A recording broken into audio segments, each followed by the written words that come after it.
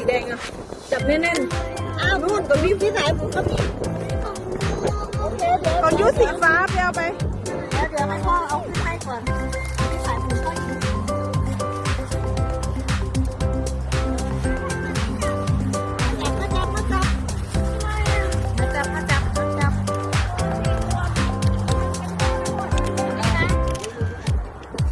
มันแรงมากเลยนะพี่สาย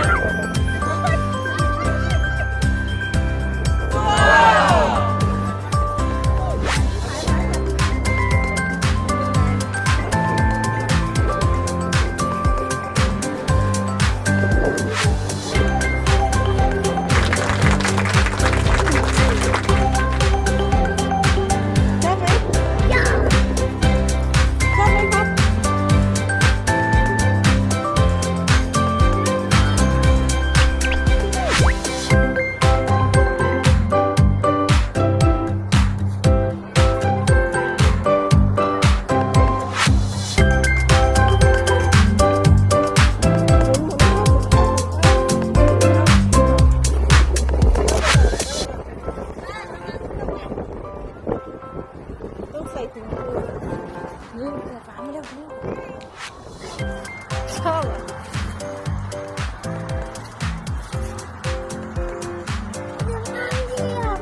จะไม่เหยียบมันจะจับไว้ให้จะจับไว้ไปหมดไป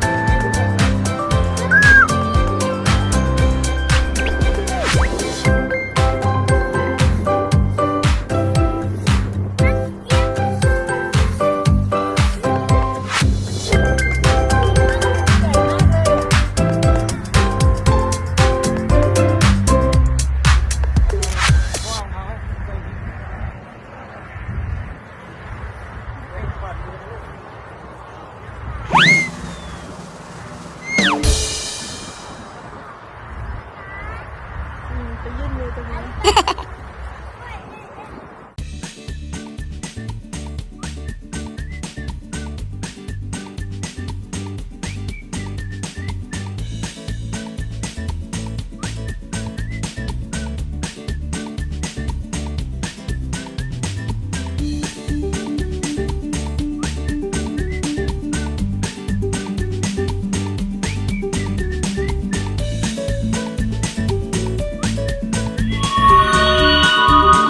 กดไลค์ กดแชร์ กด Subscribe และกดกระดิ่งแจ้งเตือนจะได้ไม่พลาดคลิปใหม่ๆน่ารักขอบคุณทุกท่าน